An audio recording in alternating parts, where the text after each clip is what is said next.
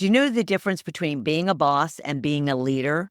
Are you giving your people the tools, training, and even empathy that they need to be successful? And if you are already a leader, are you helping other managers to really thrive in their own people management positions? Welcome to today's episode of Shedding the Corporate Bitch. I'm Bernadette Boas of Bola Fire Coaching, your host. And today with our guest, Julia Becker Collins, we're diving into a crucial transformation that every business manager needs to make, shifting from boss to leader. It's not enough to just manage tasks and chase deadlines. You need to excel at leading, influencing, and communicating, and so much more to be a true leader. So this episode is packed with your powerful insights and actionable steps, including how you can empower your team by embracing servant leadership.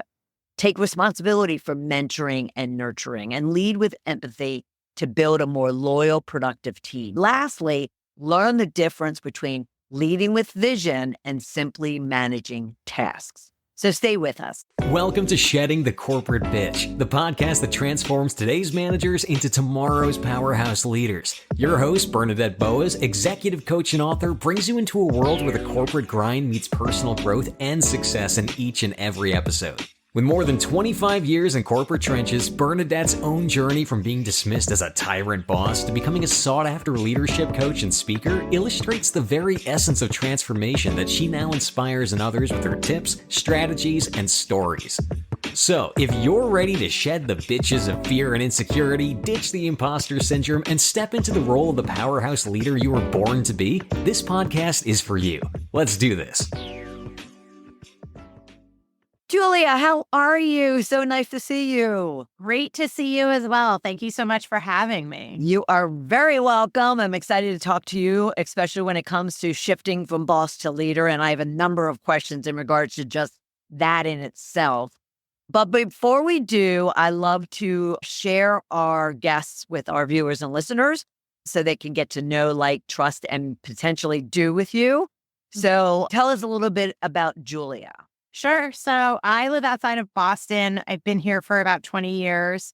I met my husband in college. He is originally from the Boston area. And so here is where we live. I have a dog who I love. She's a rescue dog. She just turned 4. Her name is Ruth Bader Ginsburg. I know. It's a good one. And then I have a cat named Leslie Nope, which is a character from Parks and Rec. In my time away from work, I'm also a long distance runner. I run ultra marathons, which are anything that's longer than a marathon. So I've done 100 miles, I've done 50 miles, 55K, etc. Primarily trail running. I also do CrossFit. And I'm on a recent kick of going to comedy shows. It's my new fun thing that I'm doing. So, yeah. Oh, that's fun. Well, what you should do is a comedy class. No. I want to listen to other people talk. I talk all day. This is true. We were just talking about that before we came on, that we both spend the day talking, and that's why my voice is extremely dry at the moment. But comedy, that is awesome. Well, let me ask you, around everything that you do, especially when it comes to those long distance, marathons, you have to be very focused. You have to be very goal oriented. Now, you have to be very accountable. It sounds like a lot of different attributes and skills that are required of a leader. And you talk about the fact that managers/bosses have to shift their approach from being just the boss to being a true leader. So help us understand what you mean by that. Yeah. So I talk a lot about servant leadership as a leadership style, but also that people management is a skill and that it's often not trained or taught. Oftentimes people are promoted into middle management or lower management, suddenly they have people direct reporting to them. And that's just sort of the next phase of their career, but nobody sat down and was like, here's how you manage people effectively and efficiently to motivate them, to excite them, et cetera. It's more just like, here's another part of what you have to do now. Good luck with it. But in order to create an environment where people actually enjoy coming to work, I know it's a radical concept, and they stay at the company for a long time and they're really ambassadors for the brand. You need people that lead, not just that are your direct manager, that really inspire you to be the best version of yourself rather than either micromanaging you or handing you everything or doing it for you, etc. Leadership, specifically people management leadership, is a skill that needs to be honed and taught and continued to grow with professional development. Servant leadership. Explain the servant leadership comment you made, and then how the people management aspect of it kind of works. Yeah. So servant leadership's a term that's kind of like out there in the organizational psychology space. I don't know if it was coined by Adam Grant, but it's definitely something he preaches. He's an organizational psychologist. He's great. I recommend his books to everyone, especially if you're going into leadership. And one of the things he talks about that I talk about is really that when you are a servant leader, you work for your staff. They don't work for you. And what I mean by that is, yes, they obviously direct report to you, but your job as their leader is to help them, not take their job from them, not to do the work for them, but help them be the best version of themselves. So you don't tell them what to do, you inspire them how to do it. I usually push back and say, what do you think you should be doing here? Rather than asking me what you should be doing here. Sometimes it's really that people just need to feel like they have the authority to make those decisions, that you trust them, and getting the buy-in of that person. It might take a little bit more time than just telling them what to do, but 9 times out of 10, that's going to help the person feel like they know what they're doing. They're excited about what they're doing. They are able to inspire other people, maybe the people that report to them, on how to do it better. And then the other part of that is really servant leadership sometimes comes down to a monetary portion of it, where you pay yourself less.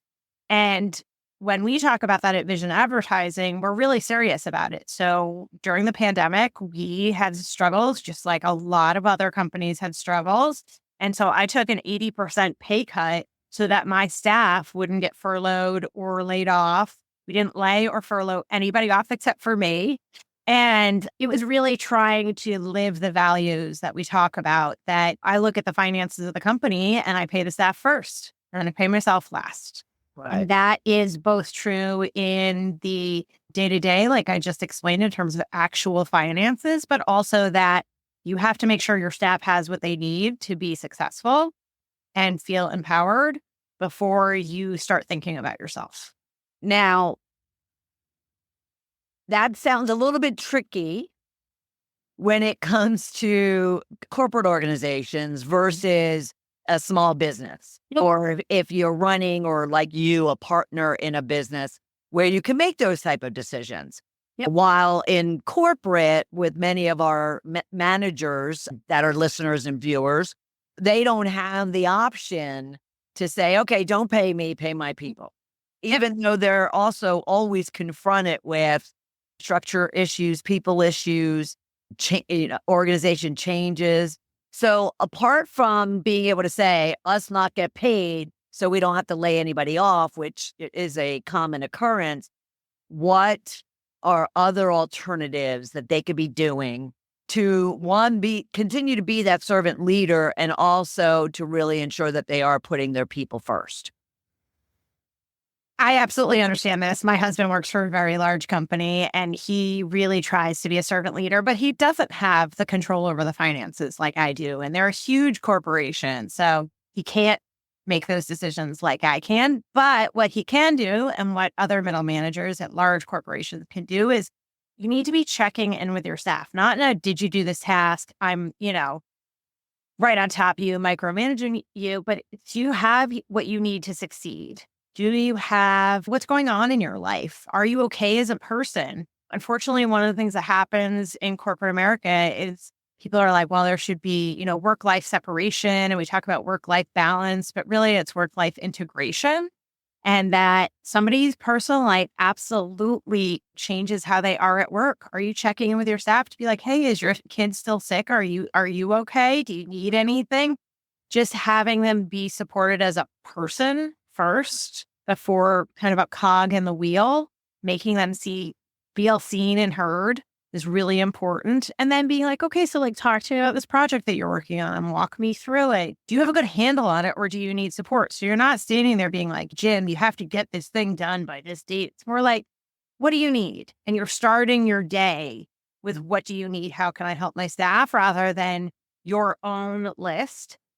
So in the way that I manage the company and the way that I have always managed teams is I always have a to-do list every day. And then whatever I get through, whatever didn't happen goes to the next day. And at the top of my to-do list every morning is check in with the staff. So before I do anything else, I check in with the director who works for me. I check in with any of my other direct reports. If people are on vacation and I'm helping to cover management, how are you? Is your dog still sick? How are you doing? What can I do for you? What are you working on today? Just like getting a general lay of the land. Right.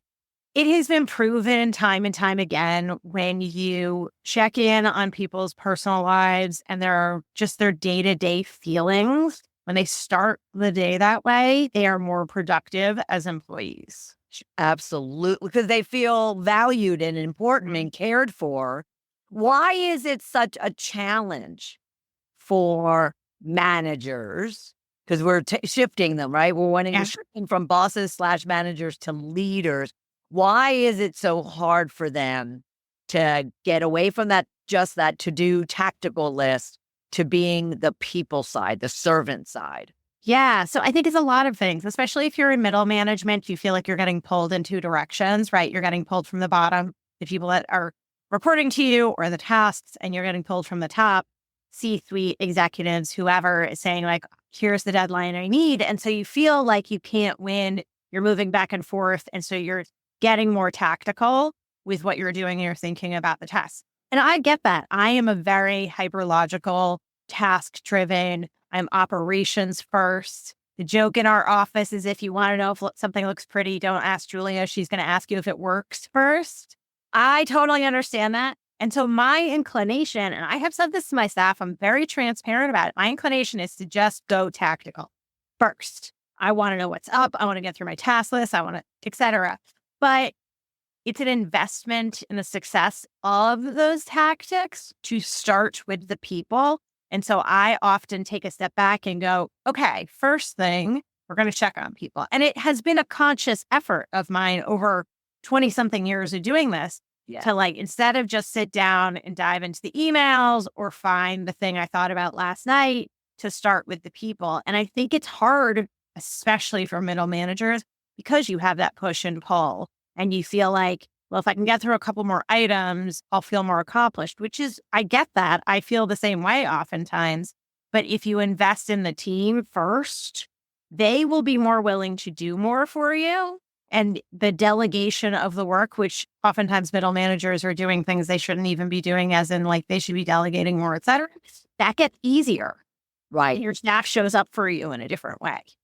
Absolutely. Which I have a number of questions. So, well, no, just because you're so right. And I think it's really critical. And I do want to actually get tactical with you, for them around, first off, based on your own discipline, that every morning you have your to-do list and the very first thing on your list is check in with people. So would you agree that one tool that our listeners and viewers could be doing, like as soon as immediately after this episode, is that tomorrow morning when they go into work and they start making their to-do list, they add at the top, check in with your people. The next day, check in with your people. And here's my to-dos. The next day after that, check in with your people. Yep, absolutely. And, especially if it's a like change in attitude and people are surprised that you're checking in with them, maybe you're going to get people that are like, I'm fine. What are you talking about? That's okay. The change will come. They're going to appreciate that you're checking in with them. Don't take it personally. Don't take it as like, oh, I shouldn't be doing this. You just need to shift your own way of doing things so that they can see that you're really there for them.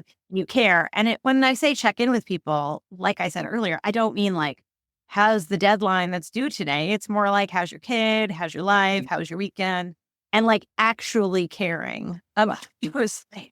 Right. Well, and I think it's such a huge point because forget about the big events that have happened in all of our lives over the last like 4 or 5 years. But even several months ago, with the major storm, Helene, that had come through and it just devastated communities. Like I'm thinking Asheville, I recall, just obliviated. And those individuals had to figure out a way to show up for work the next day, or maybe it was a week later.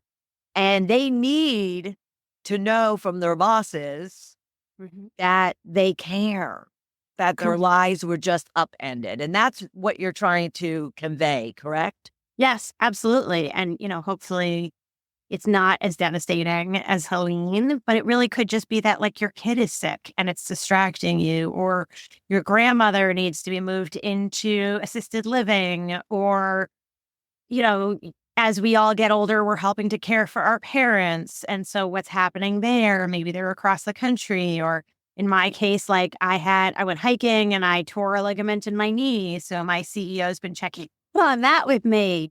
So things, it can be small, it can be big, but everybody's lives are their own and it feels big to them. Right. So it's, knowing that the person has things going on outside of work and not just thinking about them as like a number that sits at a desk is so, so helpful to getting that person to be excited about what they're doing and stay with the company. Yeah. Well, and I'll often say that we're not robots. Correct. We come into work with a lot of emotion, a lot of, just things going on in our lives. And we need our team and our bosses to appreciate that. Yep. Yeah, I love it. Okay. So then you used the term micromanaging a few times, more than once. That's what jumped out at me. And I get asked a lot, like, am I really a micromanager? People, they're confused. Managers are often confused when they're called a micromanager as to what that actually means. So can you help them to really see, what may or may not be behavior that looks like micromanaging? Yeah, this is a great question. I think partially because micromanaging as a term is really like a hot term right now. You could say it's like toxic, or like quiet quitting, or like trauma, or triggering, right? Any of these terms that are kind of hot in how we talk about corporate America. But that doesn't mean that what everybody's saying about it is what it is, right? So a toxic work environment, what somebody says isn't necessarily, and maybe there are toxic work environments that people don't realize are toxic. So micromanaging is very similar. So sometimes people will say, oh, you're micromanaging me, but really they're just being held accountable, which is very different. Whereas sometimes people will be told they're micromanaging and they really are. So when I think about micromanaging, I think about really not trusting the person to do the job. So it really comes from a place of like, do you trust them to do this? And you have to give up a certain amount of control to know that like the goal is that they do it on time and they do it to the highest quality, not that they necessarily do it the way that you would do it, right? So oftentimes with micromanaging, it's staying way too on top of people and telling them to do it exactly your way. You have to remember as a supervisor, as a leader, that you have to give up a certain amount of control because the end result just needs to be high quality. It doesn't need to be exactly how you would do it. And micromanaging is often, when you're saying, well, like, yes, this is the correct way of doing it, but I would do it this way and I want you to do it exactly how I would do it. Right. That's not teaching somebody how to be their best version. It goes back to that whole teach a man to fish versus give a man a fish. If you invest the time to teach somebody how to do something correctly and they figure out the best way to do it for them, and that gets them to the correct place and on time, then that's better than you saying, do it this exact way. Which is key, that on time, and maybe there's a budget number there, is much more important than the fact that one style of individual may need to do it and process it very differently than the other, but the end result is exactly what it is that you want. Correct. And I always say that everybody's good at something, and that means that they're also not good at something. So embrace the things they're really good at and understand that and lean into that and help them work around the things they're not good at. I'm not good at like making things pretty, but I'm really good at finding the bugs in a system or creating a new operational system. So I lean into what I'm good for, and then I hire people to deal with the things I'm not good at. Right. We always talk about at Vision Advertising that, so when I'm training people, I say, I care about the destination. I don't care about the journey. And what I mean by that is I want you to get to the correct place on budget, on time, and to the highest quality, but you get there your own way. And that's okay. You can do it differently than me. At the end of the day, I care about the destination, not how you get there, as long as it works for you. Right. And I think that's another tool you're saying is a good litmus test for a manager would be ask yourself, if it's critical that they get there on time, on budget, and that's the most critical, or are you so concerned or controlling that it's important that you also have the control over how they're getting there? Right. And you would hope that they come to the conclusion that no, to your point, it's actually the destination and not the process or how they got there. Right. And that's not me saying the journey doesn't matter. Of Oh. course it matters. But what I'm saying is I don't need you to follow the map how I drew the map. I just need you to get to the right place. And however you get there that works for you is great. We love it. Yeah. I love that. I love that. Now, another aspect of help or having people shift from kind of a boss manager to a leader is also around then, wouldn't you say, being mentors, coaching, nurturing. Yep. And what are the obstacles you see there when it comes to managers not necessarily providing that, and therefore what's the impact? There's a lot there to unpack. One of them could be that, you could say that you're willing to mentor somebody and guide them and lead them, but if they don't feel safe with you, then they're not going to come to you when there's a problem. If you consistently react to things in a negative way or blow things out of proportion or make everything an emergency, people aren't going to come to you for help. They need to feel safe and secure. And I don't mean like quote unquote safe space. What I mean is it okay to go to my manager and say, I'm really struggling with this, or I want to learn more about this, or I feel like I have a gap in my knowledge here. It needs to be okay for them to say those things so that the manager can then say, yes, great. Let's get you a webinar, a workshop. Let me take you under my wing and take you to this meeting so you can better understand it. Let me carve out time for you and we can do a screen share, whatever it is. The manager, the leader needs to be approachable and make themselves approachable. People often talk about open door policies and I'm here to support you. But if you don't do that in action, if somebody comes to you with a problem or concern or they want to learn something and you just immediately go, well, you should know that already, or what's wrong with you, or ask somebody else, then they're never going to come to you. And when you think, well, why aren't people coming to me for mentoring? I have so much to offer, which you probably do. Well, it's most likely because they don't feel like they can. They don't feel like it's available to them as an option. Again, this goes back to checking in with everyone, right? So we run an entirely remote workforce. At the beginning of the day, I check in on the all hands chat. How's everyone doing? How was your weekend? Hey, how's your sick kid? We have somebody that took some time off recently to get married. We want to see photos. This is so exciting. Tell us all about, right? Like you're starting from the place of a person. Right. So it's layers that build up to, they feel comfortable coming to you when there's a problem. They feel comfortable saying like, I don't really understand this. Can you help me? Yes. I bet you there's a couple of people that are confused about that. Let me carve out time to do this for you. It doesn't have to always be yes, because people have lots of things going on, but it could be a no, but. You just don't want to cut people off at the knees when they're coming for support. Right. When they're asking for help. Yeah. And that's a vulnerable place for someone is to, especially not specifically gender, because I used to be very prideful, just as much as a man would be prideful.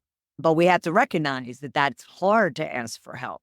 So you brought up something too in regards to that. So being vulnerable and making sure that you are supporting, that also leads to a true leader really being empathetic, really meeting people where they are. Help us understand what you feel managers need to do to shift to being a leader and being empathetic? Yeah. So I think there's a number of things. It's part of it is being self-aware of yourself, right? As a manager. I sometimes struggle with emotional intelligence, again, because I'm coming from this place of like high logic, wanting to be very tactical. So again, that's why I put things on my task list. Whereas I have a woman who reports to me who's fantastic, and she is really high EQ, understands people's emotions, etc. So if you start with understanding yourself and knowing what you're good at and what you're not good at, that can help with your empathy. And the second part of that I would add is, like I said earlier, understanding it's not work-life balance, it's work-life integration, right? You have kids or a dog or a mortgage or whatever. You have things outside of work. You teach Taekwondo. You're the Boy Scout leader. You're whatever. You have things going on that influence your mood, influence your attention span, influence your day-to-day availability. And you have to remember that all the people that work for you also have that, right? And so one of the things we say is you don't have to disclose things to me if you don't want. You can talk to me if you want, but you don't have to disclose. But what is going to be incredibly helpful is if you say, like, I'm having a difficulty in my life, my grandmother's sick, my boyfriend broke up with me. But you don't have to say exactly what it is, but to say there's something going on. So it's on both sides, right? It's not just the leader, it's also the employee. You're creating a really clear line of communication and set of expectations for, I understand that things that outside of work affect you in work. It is on you, the employee, to say if there's something going on that could affect you. You don't have to disclose exactly what it is, but you do need to say something's up. So I'm not confused as to why they missed the deadline, what's happening, they seem less available. And then my responsibility as the leader is to not only receive that well and be available to you and offer support and be non-judgmental, but to also check in with you regularly. And then don't forget about those details. Right. Did everything work out with your boyfriend? How's the Boy Scout troop, etc.? And remember that people are people. They're whole human beings with other lives. If they have to go to, for us, if they have to go to a doctor's appointment in the middle of the day, please go to the doctor's appointment in the middle of the day. Right. Please prioritize your health. Right. Don't think it comes last. Every company does things differently, and some people are more focused on being at your desk at a certain time and clocking in and out. And obviously, I'm not saying you, a middle manager, can change that. But what you can do is have more understanding and empathy towards people's lives and capacity and, when their brain is working and when it's not working, and just understanding that. Wouldn't you say that's what they want? Mm-hmm. That is what they want. The manager themselves want that. So what makes them think that their people wouldn't want it, or the fact that they would want it, and therefore it's almost like treat me how you want to be treated, or treat others how you want to be treated. Right. Yeah. Right. So some of it's the golden rule of treat others the way they want to be treated, but some of it's also the platinum rule of, how do they want to be communicated with? How do they want to be treated? What's going to work for them? I have somebody that is on my team, a couple of layers below me, who is very stoic and very tactical, but you got to sit down with him. You're like, what's going on? I feel like something's up here. Are you okay? And then it's like, well, he got very frustrated about something happening with somebody in his family. And because he's worked for me for a really long time, he can just complain about it. And then he's like, I actually feel a lot better. And I'm like, okay, if you need anything, let me know. I'm here. Just sometimes people just need to have a vent session, and that's okay. Right. We all do. I want a punching bag sometime. I just want to go at it on a punching bag. Julia, let me ask you this, because you mentioned that you have a remote staff. And of course, that's more the norm than it ever has been. And yet, do you find that many managers shifting to be a leader struggle with just how to effectively lead a remote? And therefore, what would be a tip for you based on what you do? Yeah, so it definitely can be challenging to shift. We have been remote since 2020. So for me, it's been probably easier than for most. We also had somebody working remote for a couple of years before that. So we had a lot of systems in place. But I have somebody on my staff who got promoted earlier this year, about 9 months ago. And she had to shift from being an employee to being a leader. And then in addition to that, she had previously been in person with us. So now she's trying to figure out, okay, so how do I lead remotely? And one of the things I always say is like, yes, absolutely. If you were in person, you could pop into somebody's office and say, hey, what's going on? How was your weekend? Or what's happening with this project? Or, we really need to change what we're doing here. So yeah, you don't have that. In addition to very regular check-ins with camera on, because you want to make sure you're getting people's, emotions and body language and kind of all of those things. So we do a lot of regular one-on-ones. We also, one of our corporate values is that we give very timely feedback, both positive and negative. And so if there's a problem, we set a video meeting same day. And it's not like, oh, you're getting yelled at. It's more just like, hey, this is an issue, so that it doesn't come back and bite us. Let's deal with it now. What's confusing to you? How can we fix this, et cetera? So I actually just earlier today had a meeting with somebody where they're like, yes, I'm trying to teach the person, she has a manager below her, how do you communicate even more, right? You kind of have to turn the dial up on the communication because you're not in person. So pinging them one-on-one, having one-on-one video meetings, regular scheduled things, making sure you're talking, not just in the chat channel, which is a quick way of having communication, but still having that FaceTime and still getting what we were talking about earlier, that emotional check-in with everybody. But I would say because we're remote and other companies are remote as well, it is even more important to have that timely feedback, both constructive and positive, right? That people can figure out what's working and what's not working. I love that. Now, but I have to ask one additional question because you brought up something else in that piece, values, and which for you, it sounds is the foundation for then how you go and operate. Correct. So how can others learn about the importance of them understanding their values and or that also of the company to where then that drives how they operate and how they put people first? Yeah. So, ideally, if you're a middle manager, you're getting that from your supervisor. That's obviously not always the case. Not every manager is really good at this. Not every company is great at talking about their corporate values or how they value people. Obviously, I live in the real world. I understand all of that. But hopefully you're getting that. And then you can ask for some mentorship from your direct supervisor. I want to do the best job possible to mentor my staff and empower them and create a really transparent, honest, open working place where they can come to me. Can you kind of walk me through what's worked best for you to create honest and open communication? Ask for the mentorship so that you can get the corporate values directly from your supervisor. That's literally their job, to their job. Right. But in addition to that, this goes back to self-reflection and being aware of who you are as a person and what you're good at and what you struggle with. And everybody has their own values. And I'm not talking about politics. I'm not talking about religion. I'm talking about your day-to-day ethics of how you live in the world. Right. So for us, we really, really, really value open, honest, transparent communication with our staff, with our clients, with the outside world, kind of at every step of the way. We talk about that in the sales process. We talk about that when we're hiring. We talk about that in internal meetings. It really is the lifeblood of who we are. It's on our website, et cetera. So everybody is aware of it. And this goes to branding, really, who you are as a company, having the people that work for you really intrinsically understand who you are as a company and what differentiates you. I could talk about this all day, all I think about marketing.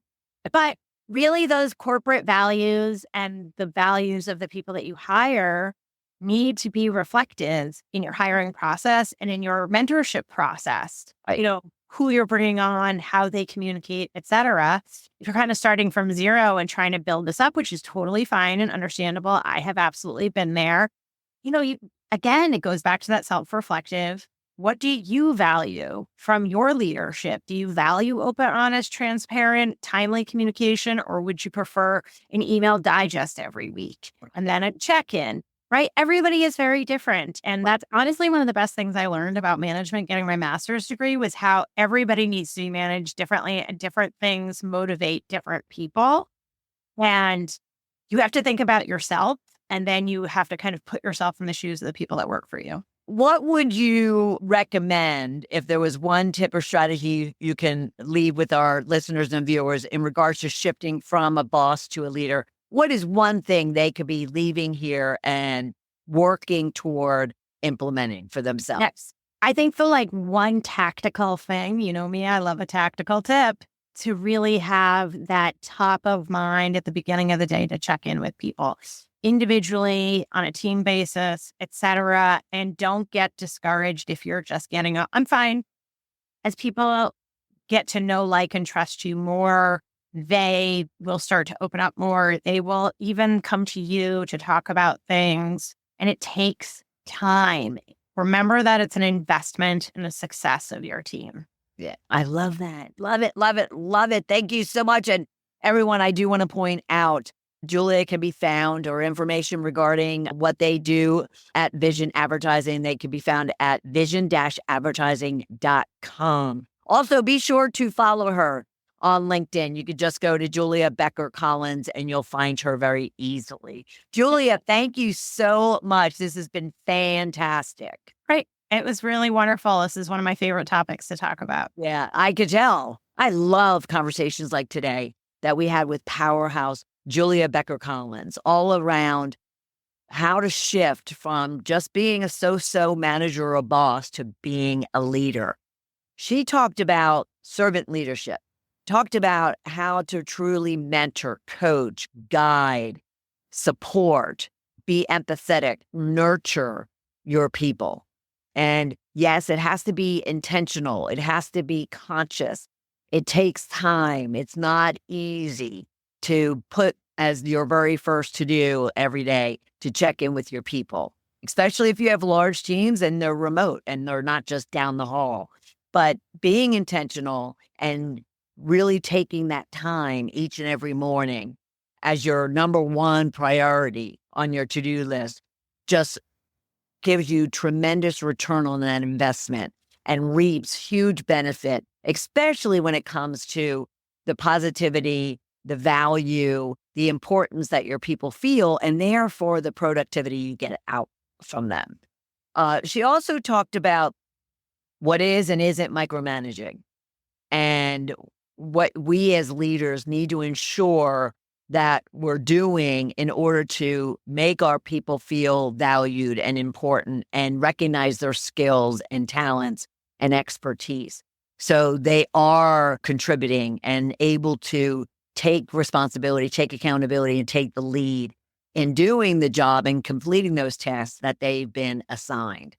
She went on and on, just really helping us understand that as people managers, we don't want to just check off a list. We want to make a difference. We want to be there for those others and really be that servant leader. So it was a fabulous conversation, and I hope you took away from it as much as I did. And if you would like some specific tips and strategies for becoming the powerhouse leader you're meant to be, then go to coachmebernadette.com/discovery call and let's talk. I am so honored that you were here with us this week, and I'll look forward to having you for another episode of Shedding the Corporate Bitch. Bye.